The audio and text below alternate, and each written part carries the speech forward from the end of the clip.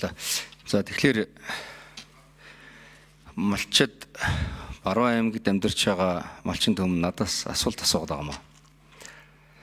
Өдөр шөнөгүй над руу мессеж бичиж байна. Өглөө хүртэл 2-3 хүмүүстэй ярьлаа. Тэг өнөөдөр бид нар Монгол төрийн бодлого малчтаа дэмжийе, төвлөрлийг сааруулъя.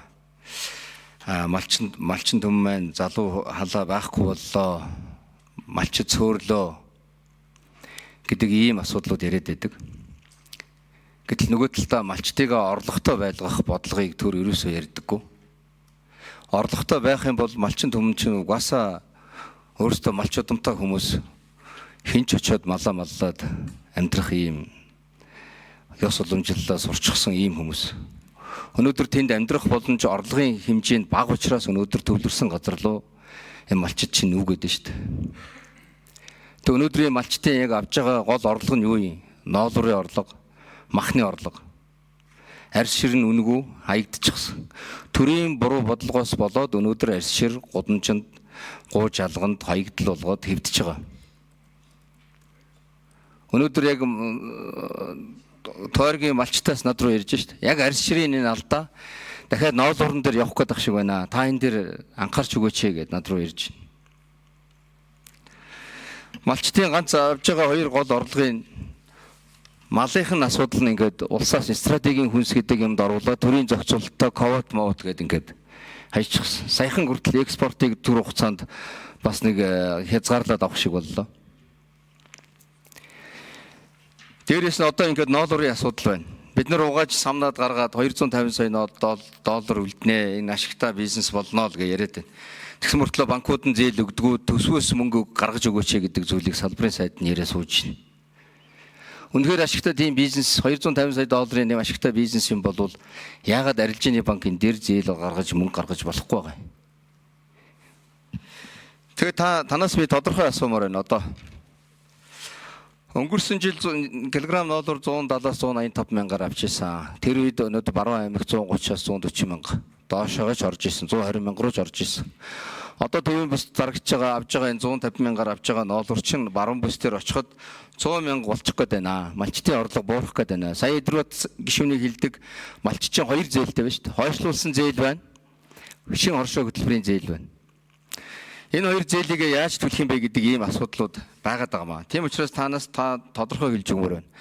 Баруун бүс нутагт ноолорыг хэдэн төгрөгийн ханштай авах юм бэ? Энэ жил. Өнөөдөр та сая зүүн бүсээс 600 тонн ноолор авлаа гэж байна. Статистикийн мэдээгээр чинь зүүн бүсийн бэлтгэдэг ноолорын 50% хүрэхгүй. За явал гişin гүйцээж асууя. Цай даруулъя. Дараа нь гүйцээж асууя. 6 номер. Таны яриад байгаа маллах хөнгөө боллоо, хүндрээд байгаа асуудал чинь үйлдвэрүүдэл унгаасантай холбоотой байхгүй. Мал аж ахуйн гаралтай түүхэд чинь үйлдвэрлэл дээр очиж байгаа л өртөг үсчиж баялаг болж ижил дараагийн доктортой хэлэл хангаж байгаа шүү дээ. Бидний алдаа тэр шүү дээ. Ингэж явсаар угаад бусдын түүхийдийг бэлддэг болцсон. Тэдний эдийн засгийн савлгааг дагаж ноолор арьс шир нь ундаг. Саяны хэлгээр гуужал нь хаягдж байгаа чинь энтэй л холбоотой. Зүгээр өдөр тутмынхаа ахуйтай хөтлөгдөж өдөр тутмын бодлого дагаж гаргасаар байгаад энэ. Ер нь үйлдвэрлэлөө босгож ижил улс орон хөгжин шүү дээ. Хөдөө аж ахуй чинь ч хөгжин.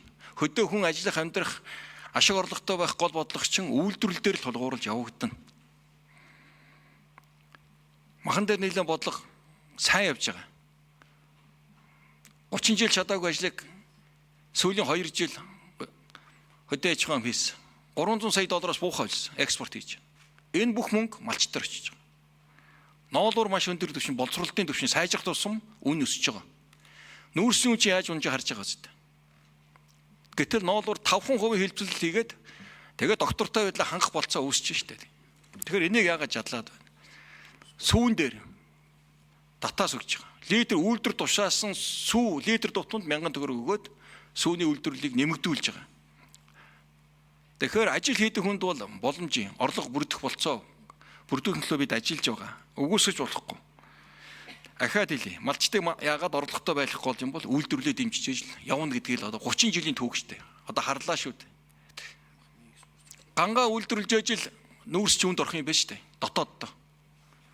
Бусдын түүхэд бэлтээдэвэл тэгэл нэг хэл худалдаа хэдэн гарсан нүүрсний машин тоолохоос өөр аргагүй сууж шүү дээ. Тэгэл улс орноороо дагаж цаваал хэлбэлзээд л болио л доо. Одоо жоохон чаддаг хэдхэн зүйлээ чаддаг болъё. Үйлдвэрлэе.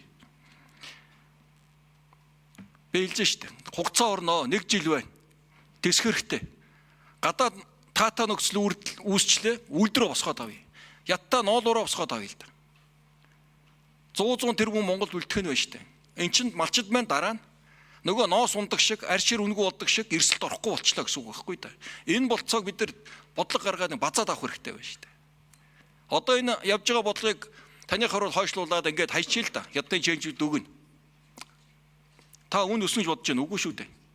Тэн чинь 36 нэмхэн 50% тарифын зөрүүнд орцсон. Тэр эрсдлийг бид нар дээр буулгах чинь. Түүхийд дээрээ буулгана штэ. Энийг ойлгох хэрэгтэй ш. Та ч өөрөө санхүүгийн мөн биз дээ. Махан дээр ямар нэг хязгаарлалт хийгдээгүй. Монгол улс гэрээгээр хүлээсэн бүх маха экспорт нь амжилттай гаргаж чадсан. Одоо ч гаргаж байгаа. Ямар их үн, ямар их одоо ажил хийж арай гэж тэр махны зах зээлийг нээв. Арабын орнууд, Зүүн Өмнөд Азийн орнууд, Төв Азийн орнууд, Ойролт оронтой орнууд. Зөвхөний газраас хамааралтай байсан мах өнөөдөр олон зах зээлтэй болоод идэвхтэй явагдаж байна шүү дээ. Махны үйлдвэрүүдээ босгож чадсан болохоор махны үйлдвэрт болохоор бид нар чи экспорт хийгээд эхэлж байгаа байхгүй үйлдвэрүүд. Би яаж мэдэх юм? Би хэлж штэ дэлхийн зах зээлээ хар. Ноолуурын үн 94-өөс 97 доллараар самсан ноолуур тогтож байна. Үн, ханш, чанар, ширхэг, ноолуурын бусад хольц олон зүйл үйлдвэрийн үнийг тогтоон штэ. Тэрийг сайн тогтоогоо тэд байдгийг хэлэх болцоо байхгүй штэ. Зах зээлийн хандлага боломж юм байна. Чамдгаар шангат. За явуул гişүн бас тодруулаад асуулт асууя. За зах зээлийн зарчмаар бол нэг хааж боогоод үйлдвэрлэл хөгжих тийм бол байхгүй. Та нар хааж боогоод тэр арсчнийхээ үйлдвэрлэлүүдийг хар. Хааж боогоод ямар үйлдвэрлэл хөгжих юм бэ? Одоо өнөөдөр түүхийн ноолуураа зархаа болоод бүгдээрингийн нугаана гээд 1 жил тисэрэ гээд ингээд малчтыг өр зээлийн хүнд байх өнгөрсөн жилийн зудныхаа хүнд байдлаас гарах яг ийм үе дээр нь дахиад 1 жил тисэрэ гээд ингээд баг үнэтэй ноолуурыг авах юм бодлого явна гэдэг юмыг та хэлээ сууж байна. Эн чинь бол болохгүй байна. Та өөрөө намайг эзэн засгчээ сая ярьж байна. Өнөөдөр Америк Хятад хоёрын хоорондын тариф энэ ноолуурт байдлыг Америк өнөөдөр Хятадаас зөвхөн ноолоор авдаг юм биш. Трампын тэр тарифын бодлогыг өнөөдөр бүх төрлийн бодлоготой хольж ирдэг болж байна. Энэ ямар ч хамаагүй шүү дээ. Хятадууд хаашаа ноолоороо зардаг юм. Та тэрийг судлаа л да. Америклуудын бүх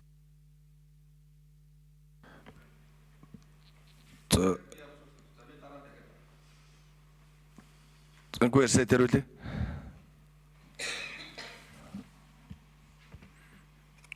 Одоо юу ч хариулмаар юм дээ. Үйлдвэрүүд ноолуур авч जैन. Бид байгаа нөөцийн хэмжээд их усрын бэлдэж өглөө. Бусад их усрээд ажиллаад ноолууруудаа аавна. Монгол улс зөвхөн самсан ноолуур гаргана. Буюу нэмэн үртгэе дотооддоо үлдээн. Ажлын байраа бий болгоно, үйлдвэрлэлээ нэмэгдүүлнэ. Эцсийн бүтээгдэхүүн үнэтэй болно. Үүнээс олох орлого Монгол улсад нэмэхээр тусна. Ийм л бодлого шүү дээ. Үгүй наадхаа бойл одоо хямдхан аваач чэнжүүд өгөр гарах гэж байвал их хурлын бодлого шүү дээ. Эцээш бид бодлогыг хэрэгжүүлж байгаа шүү дээ. Яаралтай үйлдвэрийн төвшнгөө сайжруулаа, боловсруулалтаа сайжруул, цагаан алт хөтөлбөргээд их хурл батлаад өгсөн. Тэр хэмжээнд би ажиллаж байна шүү дээ. Тийм бол тэр манай төсвийг хасж байгаа хооронд тэр үлдээхгүй байсан. Тэгсэн бол ийм асуудал байхгүй тун эвтэй. За явуул гişүн тодруулъя. та харин зах зээлийн эзэн засгийн талаар ойлголт маш том багтаагүй юм байна. Зах зээлийн эзэн засгийн талаар та жоохон судлаа. Төрөөс бүгдийг авдаг юм тийм юм байдаггүй юм. Та Шинэ Зеланд тэр босод Европын орнуудын хөдөө аж ахуйн салбарын эзэн засгийн тэр хөгжил өсөлт хөгжилтийн судал бүгдийг төрөөс төсвийн мөнгөөр авдаг тийм зүйл байхгүй. Энэ төсөв чинь дийлэхгүй шүү дээ. Асуудал. Иргэд чинь татварынхаа хувийг бууруул гэдэг шүү дээ. Та эсэргээрээ нэмэх юм яриа сууж байгаа. Ийм бодлого байж болохгүй. Цагаат хөтөлбөрийг би дэмжиж байгаа. Цагаат хөтөлбөр дээр юу гэж байгаа вэ гэхээр ноолуурын бүрэн боловсруулалтын түвшнийг 20-40% хүртэл нэмэгдүүлээ гэж байгаа. Тэ. Бүгдийг хааж агаад бүх ноолуурыг угаа гэсэн тийм юм угааж самна гэсэн тийм юм байхгүй. Та бас энэ бодлогуудаа зөв яриарэ. Тэ. Тэгээ эргээд би дахиад асууя. Баруун бүс дээр ноолуур 1 кг ноолуур хэдээр авах вэ? Та тэрийг тодорхой хариулт өгч. За инкээс тодорхой хариулаарай. Тодорхой асуулт асуулаа. Үйлдвэрлэлийн төвшинг 20-40%. Угаах 100% суурилсан, самнах 100% суурилсан. Одоо дараагийн үйлдвэрлэл юу байдг вэ? Эрх. Дөнгөж бэлэн ноолуурхаа бид нар 20% ээрж байгаа тул энийг 40% болгоё гэдгийг бодлого шүү дээ. Нэгэнт самнах хүчин чадал суудсан байхад энийг хийя. 250 саяас баггүй доллар Монгол улсад үлдэх нэ. Энэ мэ доктортой байдлыг хангах нэ. Одоо самнах дээр хөрөнгө оруулалтууд үйлдвэрүүд маань хийж байна. Уцаа хийх үйлдвэрлэлүүдэд хүчин чадлаа нэмж байна. Нэг чөлөө зах зээл гээд 90 оны үр дүнд манайх бүх хөдөө аж ахуйн гаралтай түүхийдээ 100% босруулаад экспорт нь гаргадаг гэсэн бүх үйлдвэрүүдэд унгаасан шүү дээ. Одоо босох гээд цагаан алтгийн хөтөлбөр гаргаад их хурлын батлаад хэрэгжүүлгээд бид явж байна шүү дээ. Олон зүйл чадж байгаа юм алгаа, цөөхөн зүйл байна. Инкээс тодорхой асуулт асуулаа шүү дээ. Баруун бүст 1 кг ноолуурыг хэдээр авах вэ? Тодорхой хариулт та. Бэсэн дарга би яаж мэдэх вэ? Дэлхийн зах зээлийн үн, төлөв байдлаа хар, орц, ноором, бүдүүн, ширхэг, холц олон зүйл нөлөөлнө. Өнөөдөр 1 кг самсан ноолуур 100 орчим доллар дээр Европын зах зээл дээр байна. Ноолуур чинь 100% самнагдсан ноолуур гол арилжааны бүтээгдэхүүн болж байна. Тэрүүнтэй зүүрлээд үзэхэд өнөөдрийн ханш 150-аас 160 мянган төгрөгөөр тогтох нэ. Яг зах зээл би тэгж хэлсэн. Ноолуур эхлэхээс өмнө хэлсэн. Яг тэргээр л одоо худалдаа авалт хийгдэж байна. Харин харьцангуй энэ дэлхийн энэ ойлгомжгүй докторгүй байдал үед ноолуурын энэ текстилийн салбар боломжийн буюу ноолуур боломжийн доктортой байна. Өнгөрсөн жилээс 5% үнийн хэлбэлзэл үүссэн байна.